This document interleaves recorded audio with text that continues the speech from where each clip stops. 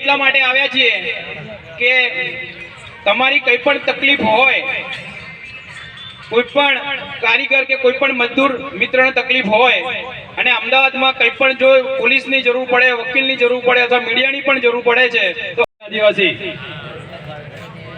જય આદિવાસી, જય જોહાર, જય જોહાર, જય ભીલ પ્રદેશ. રાજસ્થાનની અંદર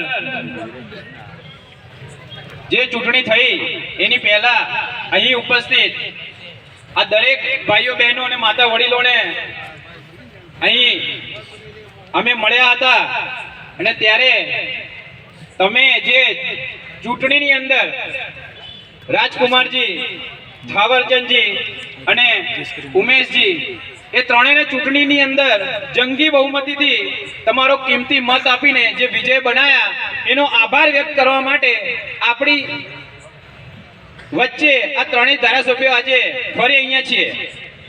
એ ખૂબ આનંદની વાત છે મિત્રો. હું ગુજરાતથી અને અરવલ્લી જિલ્લાથી આવું છું. અમે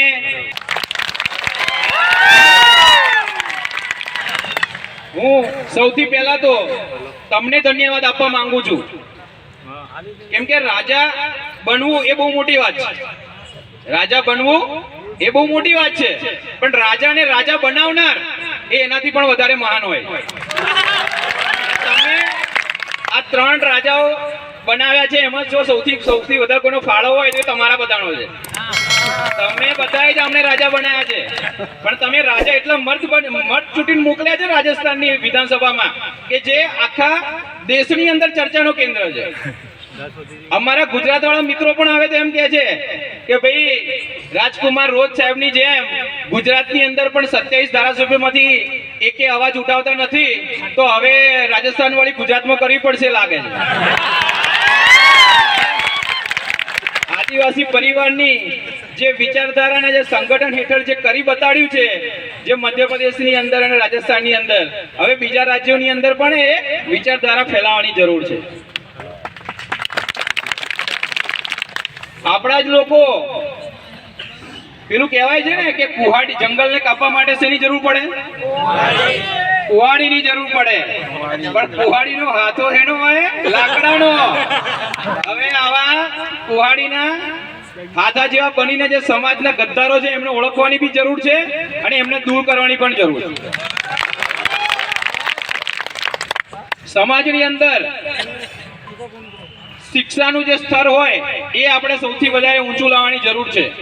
અહીંયા આપણે જે ત્રણ ધારાસભ્યો છે ત્રણ શિક્ષિત છે. આમાંથી કોઈ એવું નથી કે જે પહેલા આપણે એવું સાંભળતા હતા કે ભાઈ ધારાસભ્ય તો સાંસદ હોય એટલે વધારે ચોથું ભણેલો હોય કાં તો 8મું ભણેલો હોય. બરાબર, 8મું પાસ મંત્રી બની ગયો, એને ખબર ના હોય કે ભાઈ સારું આ શિક્ષા મંત્રાલય મારી જોડે છે તો સારું શિક્ષા મંત્રાલયનું એને અંગ્રેજીમાં એજ્યુકેશન મિનિસ્ટર કહેવાય, એનું સ્પેલિંગ ના આવડતું હોય.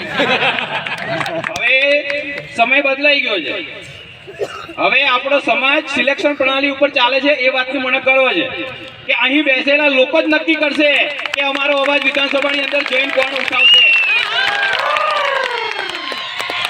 અને સિલેક્શન પ્રણાલીની અંદરથી જે યુવાનો શિક્ષિત ચૂંટાઈને આગળ જાય છે તે વટ સાથે અવાજ ઉઠાવે છે વિધાનસભામાં, અને એની ગૂંજ દરેક ભારતના દરેક રાજ્ય સુધી છે.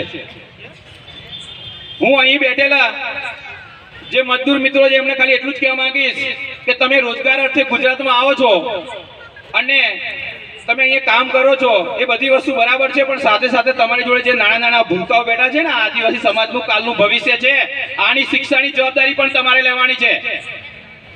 આમને શાળામાં મૂકો, આમને શાળામાં મૂકશો તો શિક્ષણ મળશે, અને શિક્ષણ જ્યારે મળશે ત્યારે તમે કોઈને જઈને અવાજ તમારો ક્યાંક ઉઠાવી શકશો. બાકી જો તમે ભણેલા ગણેલા નહીં હોય તો તમે કચેરીની અંદર જતા પણ ડરશો.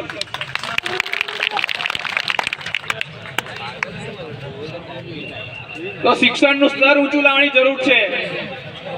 અને જ્યારે કોઈ આંદોલન થાય છે તો યુવા વર્ગને પાછળથી સપોર્ટ કરવા માટે આપણું ધારાસભ્ય પણ હોવા જોઈએ.